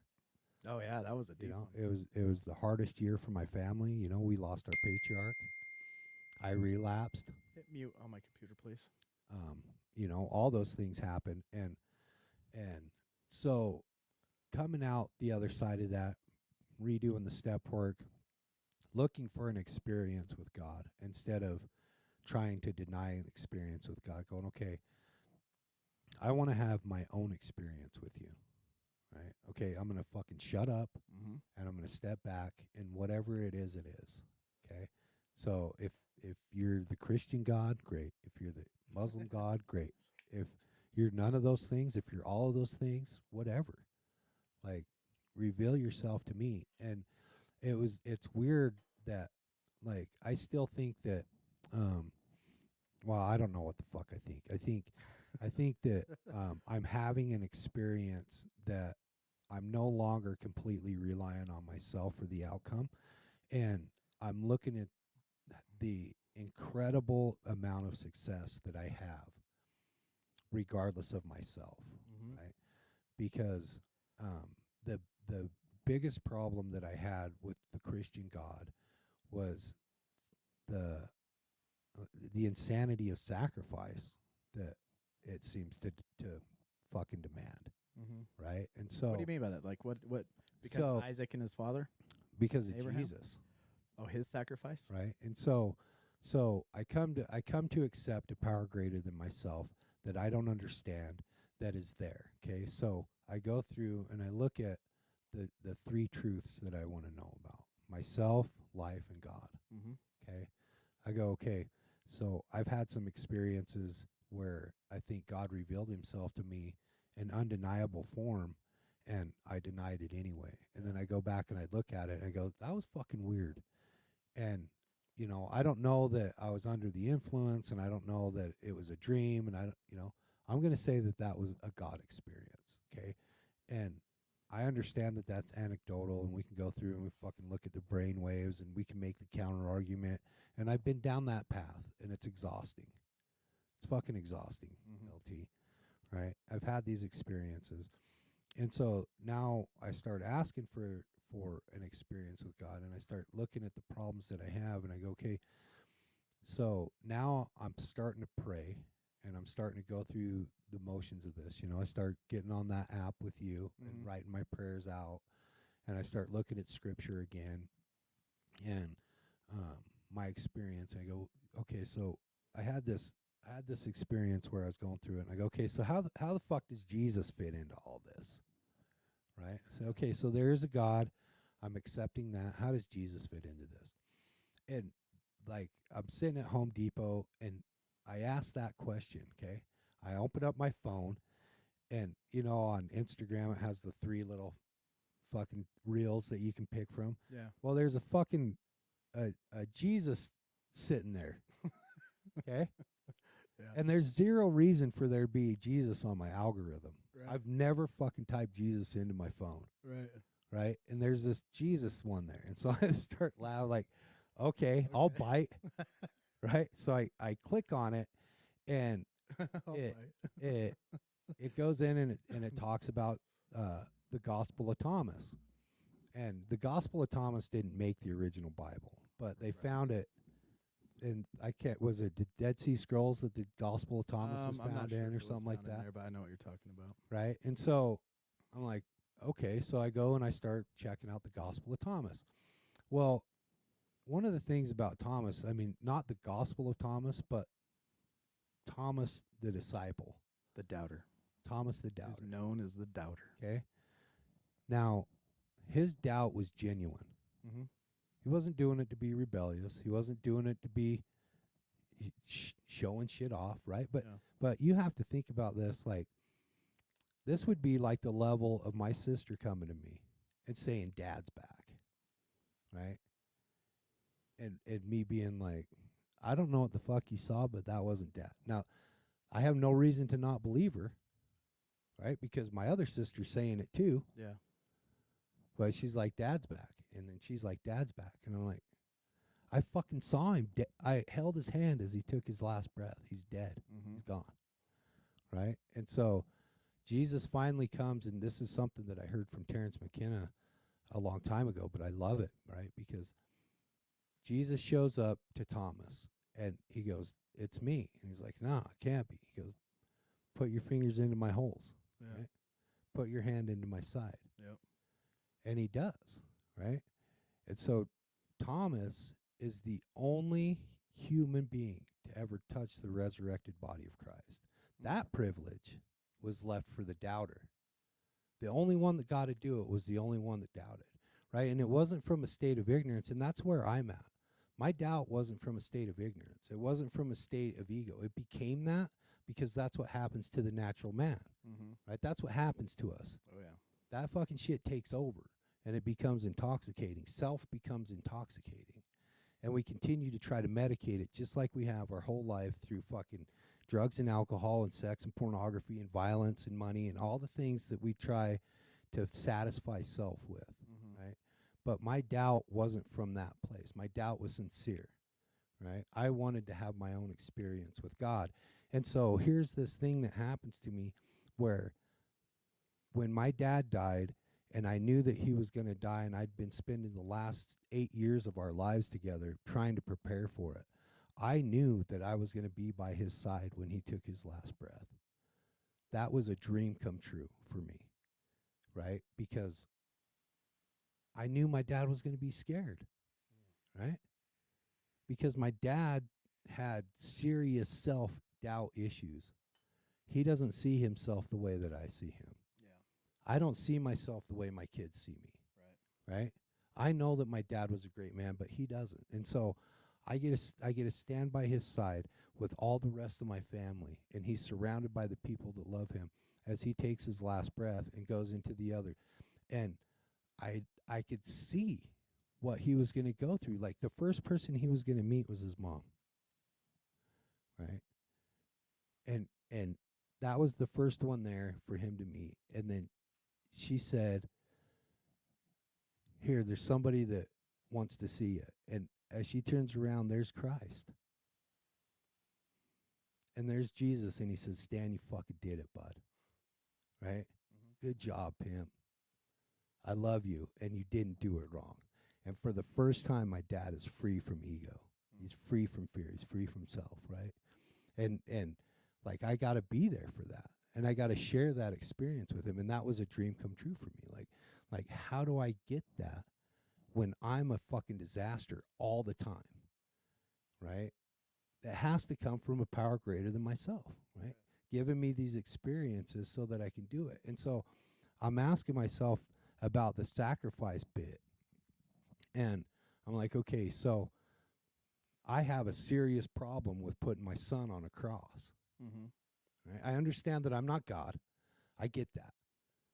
But the whole fucking thing is just fucked. And I hear Chris Pratt talking about this, and it changes everything for me on that whole thing, because I do believe that the Revolutionary War happened, right? I think that these wars in time happened, and a lot of people died. And he was talking about the freedoms that we have here, right? And how the freedoms that we have in this country, just like the grace that comes from God, was paid for with somebody else's blood. Right? And so I sit here being able to be a fucking disaster and participate in the mass amount of violence that comes from the drugs that I put in my body, the darkness that comes from, when you trace it back the entire way, the amount of blood and disease and evil that's on that shit that we're putting into our bodies, right? I'm participating in that. I get to do that as much as I want or be as sober as I want. I get to start a business or not start a business, have a family, not have a family. You know, whatever your political opinions are, you know, we get the freedom to be able to be as unhealthy as we want or as healthy as we want. You know, we get to pursue this stuff, and it may not be perfect, but it's better than anywhere else that I know of. Oh, yeah. Anybody else can tell me. And that was paid for by the blood of other people. Yep. Right?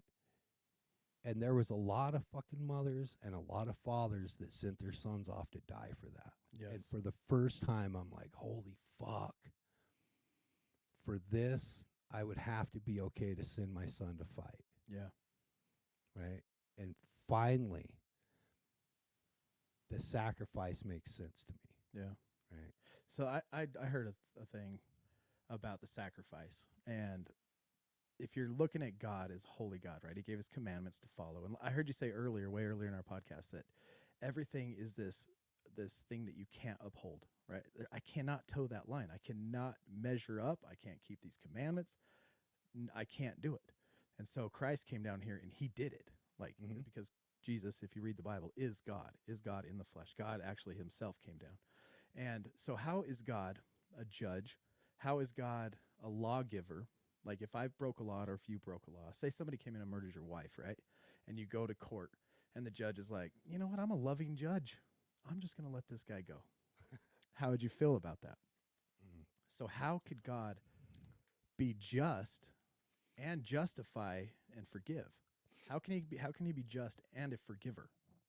And that's where the sacrifice comes in. So that's like imputation, right? He took all the laws and all the sin and all the stuff you can't do and put it on Christ. And he took all of Christ's righteousness and put it on you.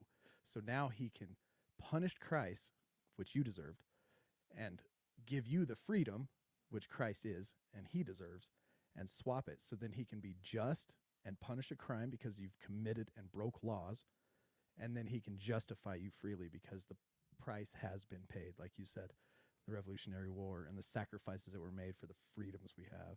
Yeah, I can't say that I understand that shit, but I do I'm willing to let it sink in today. Right? I'm like, okay. Yeah. What LT's telling me is true. That's just, right? you know, my belief is that God's right. a lawgiver and he's a judge.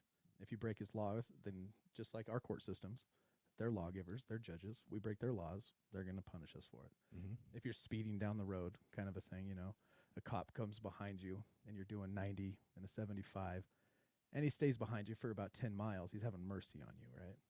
And then he pulls you over, and it's a just pullover. You get a ticket, and he gives you the ticket. You're getting what you justly deserve. You broke the law, right? And then he says, you know what? I'm going to pay this ticket for you. Then he's giving you grace, and that's grace. He's giving you something that you don't deserve. Yeah, that I understand. That was the purchase. Me sitting here today is the grace of those who died from the Revolutionary War, and a lot of good people died for me to be here. Oh yeah, right. And that's where I'm at with all this today. Right, is I think about God's grace. I think about our forefathers' grace. I think about my own father's grace, that has given me the opportunity to sit here, and how dare I not honor that? Yeah. I mean, I don't know what kind of people everybody is that's listening. You know, I know what kind of person you are, and it just would not sit well. Like I've taken the pill, right? I've taken the pill of responsibility, and I recognize how much responsibility lies on me to be the best version of myself, right? And you know, going back to that thing I was talking to at the beginning of the podcast, that vision for me, like I no longer want to be my vision of me. Yeah. I want to know God's vision of me. Me too. You know, what would God's version of me do in this situation? You know, I've thought for a long time that when I get to a certain point, then I will have arrived, right? Like when I have this amount of money or my body is this shape, then I'll know that I'm the highest version of myself. And that's not the case anymore. The case is now the highest version of myself comes in every decision that I make from a moment to moment basis.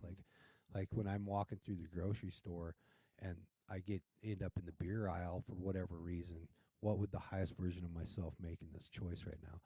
I end up at, the Home Depot or wherever, and I'm like, I need to spend this money, right? I end up at the checkout line, and there's a girl there that's, making my heart tick. What would the highest version of myself do in this situation right now? Not what will the best me do when he's the right body with the right amount of money, right? Yeah. What's the best me going to do right now? And that's kind of the perspective change that I've had through all this is I'm very reliant on a power greater than myself, the sun, going out. And when that's gone, true despair sets in, and that's where I was. Yeah. Right. Now, now I can rely on that sun with some humility, and rely on that power with some humility, and accept the grace that it gives me. Yeah. Right. And then I can take that grace and I can expand on it. What do you want to do with it? How far do you want to take this thing? Are you brave enough to set a goal of $2 million in 2 years? Is that something that you're willing to work towards? If it is, how are you going to do that? Right? What's your plan for that? So just so everybody's catching up, because I don't understand what you're talking about. But Will here set a goal for 2026. 2026. You want $2 million liquid cash. In the bank. In the bank. You want to look at your bank account in 2026 and have it say 2, 6 zeros. Yep. And do you have a goal? Yeah. So What is the what's the point? I guess I should say. What is your motivation? The point of it is I so distrust my government, right? I don't see anything coming to save me. No. Right? Yeah. So a major catastrophe in my life would bankrupt me. Yeah. Yep. A massive hospital bill would bankrupt me. Yeah. Right? A disaster would bankrupt me. And so I want to have the freedom to be able to take care of my mother now that my dad's gone. Yeah. Right? I want to have the freedom to be able to be as healthy and live as freely as possible. Right? I think that it's definitely a doable goal in the world that we live in today. $2 million isn't that far away. Right? Because 5 years ago, I didn't have a consistent $100 in the bank. Right. 3 years ago, I didn't have a consistent $1,000 in the bank. Today, I rarely have less than 15,000 in the bank. Yeah. Right. And so, it's multiplying. Yep. As I learn business, as I learn strategy, as I learn tactics, as I learn the freedom that it comes from, it just comes back now down to, do I believe I can do it? Am I willing to find a pathway towards that and work towards it? Right. Because if you're the type of person that's willing to get up and do the work, you can have it. Yep. It will come. Yep. And if you put a power greater than yourself in that with intention behind it, there's no way that it can't work. Right. Because I have the woman, if I put down on paper what I wanted in a woman, I have it. If I put down on paper what I wanted in children, I have it. My home, the way that it's built, the way that it's done, is the way that I want it. It's the way that I dream of it. I go to my house and I have all the vehicles that I ever wanted, right? And the biggest problem that I have now is being able to imagine past what I already have, right? Because I wasn't taught how to dream big, right? I wasn't taught how to. They don't teach you that in school. No, they don't teach you any of that shit, right? No. It's all self-limiting. It's all limiting. Big time. Stay safe. Stay down here. Yep. Right? But I think that we can have what we want, and if we get out of the way and let that power work in our lives, good things come. Yeah. Right? And the better people you have around you, the more likely it is for that to happen. Yeah. Right? We were talking before, it gets lonely over here, and being what did you say earlier? Being a minimalist or being a mediocre. Oh, mediocre. Being mediocre. Yeah. Right? Today, a high level person is it's not that much work over a mediocre person. Yeah. It's really not. That's true. Right? It doesn't take much. But to be the maximum self takes a lot of work. There's a lot of parts to that. Sure. There's Discipline. There's a lot of parts to that. Straight up discipline. Yeah.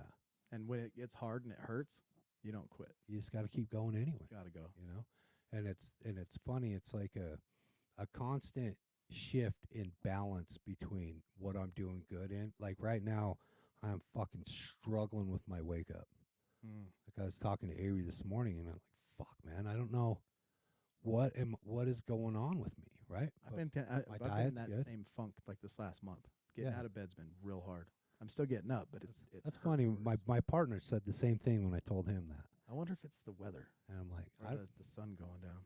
I don't know. Maybe it's just me talking about it. Maybe we'll all get better. You know? 'Cause Yeah. Like fuck, because when I break my wake up time, I break my first promise to myself, and from there, it doesn't really matter That's true. what wins I have throughout the rest of the day. I can't make up that wake up. Dude, I I love the can't- way you put that. I can't make it up until the next morning. Yeah, you've already smacked yourself upside your own Yeah. head.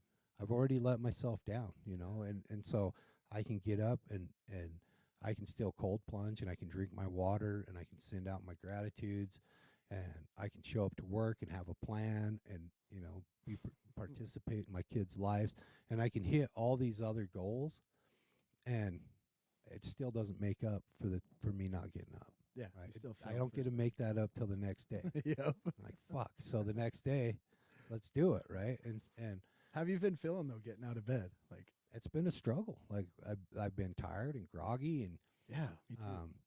and I have shit to do, and I'm not getting it all done, and it's stacking up, and Do you think is your night routine like looking at a phone or watching TV? it's shit. Is it like blue light in our eyes? I'm not going. maybe? Yeah, I'm not shutting my phone off in enough time. Yeah. Not laying down in enough time. I'm not reading. I've always preached to people that are that say, "Oh, I'm not a morning person," and I say it's because you're an undisciplined evening person. Yeah. And and I'm looking at, I'm always preaching that stuff to myself. People think I'm like a jerk sometimes because I'm telling them that stuff, but they don't realize that's what I'm telling myself Yeah. all day, every day. You know? Yeah. Yeah. Discipline's a cool thing, you know, and you know, the other thing I can't do is beat myself up too bad over it. Yeah. Because apparently I'm not the only one. It's a season again of struggle. I'm a human. Yeah. And I do need to, you know, do better at crediting myself for the wins that I do have throughout the day. Right? 100%. You know, the fasting, you know, if I keep my fast, you know, the prayer, if I keep my prayer, you know, these other promises that I have to myself. But that balance shifts. It's like once I get my wake up time, and you know, I'm doing my morning stuff, and now I'm fucking eating like shit, and I'm like, fuck, now I gotta get back over here, and now my diet's bad, but my prayer's good, you know, or Yeah. fucking yelling at the kids, and I'm like, fuck, I gotta back that off. My wake up time's good. Now I'm spending too much money, you know. It's like this shifting thing, Yeah. and It is shifting. that's a human thing, you know. I have the disease of ego, and I am always, like I said, you know, I have a disease that wants me dead, but it'll settle for drunk. Yeah. And I love that. I'm glad you said that. I'm going to use that. that fucking that right there is the battle that we all face, right? Is you know, like you said, the greatest gift we can give is the highest version of ourselves. And if we're focused on me not getting up, that's taken away from the highest version of myself to the people around me, because now I'm focused on me and how bad I am. Yep. I'm struggling right now with like waking up. On top of that, I'm looking at 2 surgeries here in the next month or so, because I got tore my rotator cuff, I got a dislocated bicep, and then I got a couple of umbilic hernias right here. And Jesus. so, yeah, I'm trying to get that fixed so that by next summer, I'm back in as you know, a 45-year-old can be. Hitting the weights again and getting healthy, but to not fall into a funk in this next 6 months and get off my diet, get off and poor me, and oh, it hurts, and you know, I better eat that because I'm, you know, or just get lazy. Yeah. Let it be a stupid excuse for me to be lazy. Yeah. And so I've been. Well, this will help, dude. You know, one of the things that Cameron and I didn't fucking realize was how much the podcast was helping us. Yeah. You know, when we shut the doors on our first studio and started building the second one, and kind of fell out, like both of us fucking did bad. Yeah. You know, both of us did. My Monday, Wednesday, and Friday groups too. They help me as much as it's helping them. You know. Yeah. So keep doing that shit. Yeah. Oh yeah, I will be. 100%. If for the people listening, people who are going to hear this, you relapsed after 11 years. That's a long time. And a lot of people, like right now, I'm 4.5, getting close to 5 years under my belt. So I'm not exempt No. from hitting that. Yeah. The people out there that have multiple years, and what's your like strongest piece of advice to either catch it before it happens? Like, what would you do different now looking back? The only thing I can think of is I was relying too much on self. And so when the lie came, I thought that I could trust me to keep it solid. Yeah. Right. And so like, I didn't realize that you had gotten that bad. yeah, nobody does, right? Yeah. Like, until you start hearing the story. Yeah. It's like, fuck, that was close. Dude, you could have lost it all. Everything. And died. And died. Yeah. Or dropped a pill on the ground and my daughter picked it up, Yeah. or whatever. Like, fuck. the danger in it. I like want to hug you but smack you at the same time. Yeah, it's scary, right? I mean, I was without defense against that first one. Yeah. Yeah. I was relying solely on me, right? And so there were a lot of things that I was lying about. I wasn't being honest about my porn consumption. I wasn't being honest about my diet. I was holding on to the atheist image that I had created, right? And so there was a lot of things that that the Bible says, claiming to be wise, they become fools. Yeah. Yeah. Yeah. Yeah. Right. And now I don't give a fuck. Like it's been really humbling, right? To come back and introduce myself as a newcomer. Dude, I'm so glad. I want to live more than I want to be cool. Yeah. Right. Yep. And I would much rather live today as an honest me with one person than, that whole, what was that saying? I'd rather the world hate me for being me than love me for not being me, or however that goes. Yeah, right? I know what you're talking about. My ego really does not want to let go of the atheist. Mm-hmm. It really doesn't, right? And so right now I'm working on, what is the imagery that I'm fighting so badly with the God thing, right? Like who is it I'm trying to avoid becoming and why? And I don't have all the answers for this, all these things, but what I do know is that I'm very sincere about where I'm at and what my relationship is, regardless of what anybody may judge me for. Mm-hmm. Right? Because, again, it goes back to being in a dimension where the sun goes out. Shit got real. Yeah. Right? We're nothing but being all alone. Yeah. In the cosmos of the spirit. Mm-hmm. Is a lonely place, man. I used to think about that when I was a kid. I would lay in bed and just think about how big space is, as far as you can imagine it, and to have this, and I had this feeling of like floating in it alone, and it used to terrify, like it would scare me. Yeah. Yeah. So we might as well just be who we really are, which are pack animals. With right. Fucking egomaniacs with inferiority complexes, and just try to body dysmorphia. Yeah, body dysmorphia, and just try to believe that they do love us. Yeah. Like that body dysmorphia thing. We were in a group the other day, and this kid Gage, who's joined our group, he was in the chat just a minute ago. He's buff little dude, right? Yeah. We're about the exact same height. We're about the same similar builds, And I'm standing next to him. I'm like, dude, who's bigger out of me and you? He's like, it doesn't matter because we have body dysmorphia. We'll always think the other person's bigger. I was like, that's so true. Yeah, not good enough. Yeah, doesn't matter. I'll always be smaller than you and vice versa. Like, that's just the way we are. Yeah, so just let them love you, Yeah. Everybody loved me back from my relapse, and I'm grateful for that. Oh, yeah. It's good to have you back. It's good to see you honest. And it's a good wake-up call. It sucks that it happened to you, but and you didn't end up like that girl in that picture right there. She's dead. Yeah. She's gone. She didn't. Where's he at? He just got out of prison, and we've got bets placed. Yeah. Yeah. Yeah. Kind of deal there. And I'm glad. I wish I don't know, like it's convicting, humbling, because I realize that I'm, but for the grace of God, there go I. Yep. No different. And then it kind of convicts me as a friend. I should have reached out harder. Would it have done any good? I don't know. But I should have been that guy, that maybe hopefully smacked. Maybe you did. Maybe I did. I don't know. But, I'll bet you did.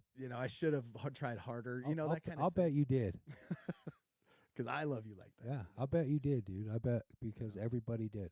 Yeah. Everybody could see that everybody could feel it, but it was like, no, Yeah. he's probably just going through something. Yeah. Well, and the excuse of your father's death is always an overshadowing. Yeah. To let other people go, yeah, he's going through something. I get it. Yeah. Like when I was a drunk alcoholic mess up on bass, working on bass, coming in just still drunk, and talking about my son's accident. Like, this is why I drink. Oh, yeah, I get it, man. Yeah. You should drink because of that. Yeah. Like, no, I shouldn't. Co-signing your shit. Yeah, co-signing my shit. Yeah. Yeah. Steve says, glad you made it back. We all know a lot don't. I can't believe Steve's still listening. That's fucking awesome. Yeah. He's one of the people I'm worried about judging me about coming around to God. Because we have some really good atheist fucking points together. I'd love to have a debate with you guys. Oh yeah, it was good. I I got nothing to debate anymore. I think I Fucking just nothing. love the subject of theology, and I love because at the end of the day, if you look at atheism, which is if it just seems like what's out there right now, right? You choose atheism, you're going to go down a Darwin's path. You're going to believe in evolution. You're going to look at billions of years. You're going to think because we still have to answer the question: where did this all come from? How did We it have all to ask start? it for You know some what I reason mean? because you're not going to answer it. Yeah, I mean, both of them are faith-based religions, really. Oh. Evolution is faith-based. You can say it's scientific, and you have evidence, but you're still believing a professor in a coat instead of a pastor with a science book, but you don't really know because it's not science. Science is actually something that you can observe and repeat, and then there's facts, right? This is just us digging up the same fossils, looking at the same mud, and because you can make the same arguments for creation out of the same, we're looking at the same evidence, you know what I mean? And we're both drawing a different conclusion from our presuppositions. Does that make sense? And I've been down it. I love listening to both Yeah, of those. I've been there. And I love that, and the stuff that keeps coming out, the more we learn about science, like these new fossils that they've found, and there's living tissue, and it's impossible for that living tissue to have been there when it's just, Oh yeah. I love the whole, Yeah, the one thing for certain is that it's all going to change, right? yeah. It's all The second law of thermodynamics. Yeah. Everything's running out. just going to keep fucking changing. And Yep. what I know today is that I've had a psychic change that has put me in a position to be willing to believe in a power greater than myself that can answer the questions for me that I can't answer for myself. That's good. That means you've ate humble pie.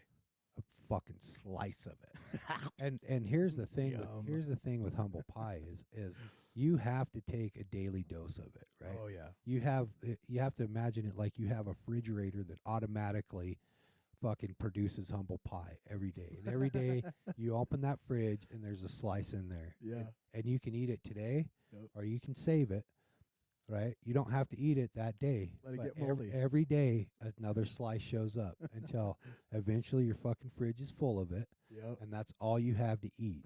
And you will be force-fed fucking humble pie For a couple of weeks. for Yeah. know, or hope- however long it takes. and to hopefully it empty the doesn't kill fridge, you, right? Yeah.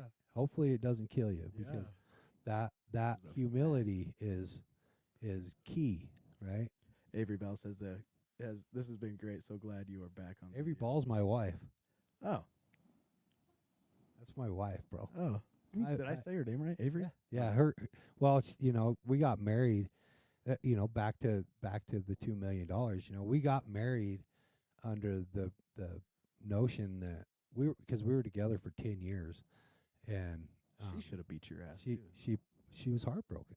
Oh yeah. She doesn't know what to Probably do. scared her to death. Why would she think that I relapsed? And then she's my best friend and biggest advocate.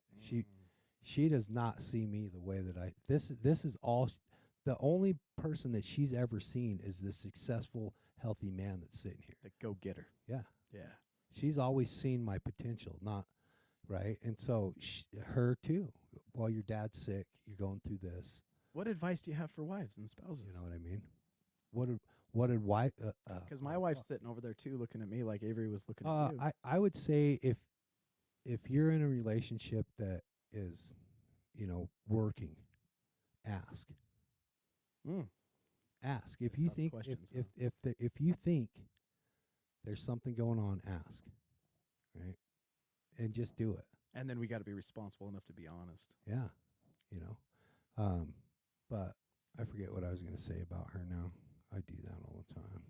She loved you for who you are. She saw Yeah. your potential. She Yeah. saw the successful guy.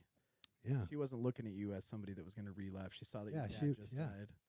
yeah, she wouldn't fucking I don't know. She's awesome, man. She's my life is so much better because of her. 100%. Yeah. She's an amazing woman, and she doesn't see herself the way she is either. Yeah. She's got all the same problems that I do. Yeah. And it's cool that she's on here listening to me. I love her so much. I decided after the midst of my relapse, coming out of that I'd spend the rest of my life making up for it. Well, shout out to Averie. Yeah. Yeah, that's Heck yeah. awesome. We weren't supposed to make it. I was talking about us getting married. After 10 years, because that $2 million. That's what I was talking Oh, yeah, about. yeah. She, the intention was being able to change our marriage status so that we could afford insurance, right? Uh-huh. And now we've been married for 2 years, 2 years, and we still don't have insurance. Mm. Because you can't afford the shit, Dude, don't even fucking get me going insane. on that shit. right? And so part of my responsibility is to figure out a way to make sure my family survives, Mm-hmm. right? And having an income, that's the best way to do it. She gave you some hearty faces. She's the reason Avery's I have a mustache. MVP. Yeah, she's the reason I have a mustache. Really? Yeah, she likes it. Nice. It does look good on you. Thanks. Awesome. Yeah. So, Anything else? what else you got? Sky's the limit. I don't know. I would just say, after coming back from all of that, I think this is the very best outcome. I think that I really did relapse so that you don't have to. And I'm grateful that God put that big of shoulders on me, Yeah.